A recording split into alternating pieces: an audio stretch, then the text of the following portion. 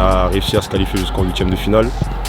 Pour un club amateur, un club de N2, c'est un exploit et surtout pour le club.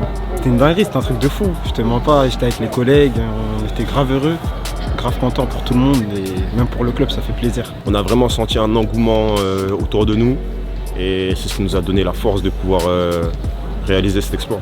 C'est historique, c'est quelque chose qui est jamais arrivé à Vierzon. Pour nous, c'est énorme. C'est quelque chose dont je rêve depuis plus de 40 ans. C'était fabuleux pour le club. Et on est fiers de représenter le football amateur dans ce huitième de finale, étant donné qu'on est la dernière équipe amateur.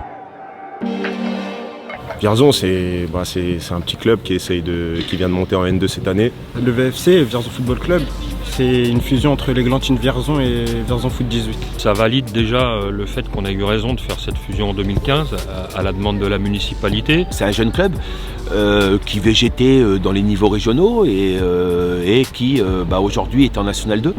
On est monté l'année dernière. Voilà, tous les ans, on essaie d'améliorer un petit peu le côté sportif. Maintenant, les joueurs de N2, les clubs se sont assez, pas professionnalisés, mais ça travaille bien.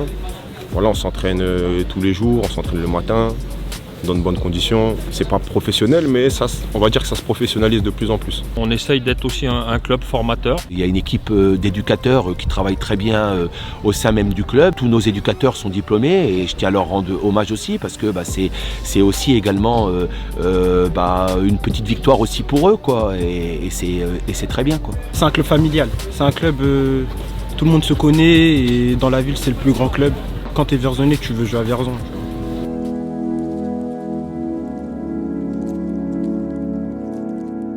La ville de Vierzon, c'est aujourd'hui une ville de 25 000 habitants qui a souffert parce qu'en fin de compte, dans les années 50-60, c'était une ville qui était très industrielle et avec la porcelaine, avec la confection, avec les usines CAS, ainsi de suite.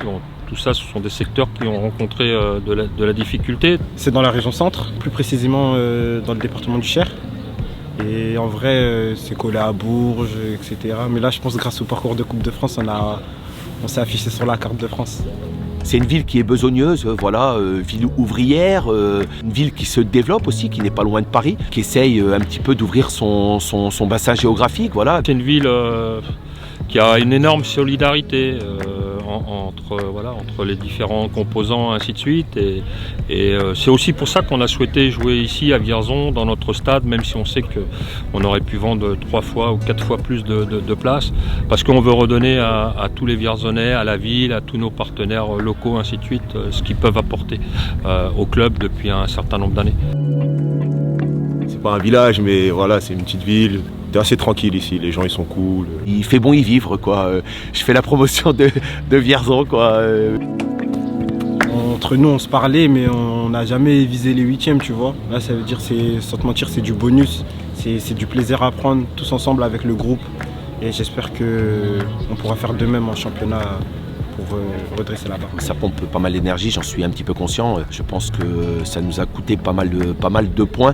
Le quotidien, l'équipe, dire Vierzon a 2 visages, ouais, c'est un petit peu vrai, quoi. Donc c'est surtout la magie de la coupe qui les porte aussi et qui les recentre pas sur l'objectif numéro 1 qui est le championnat. Comme après, c'est l'entraîneur qui parle.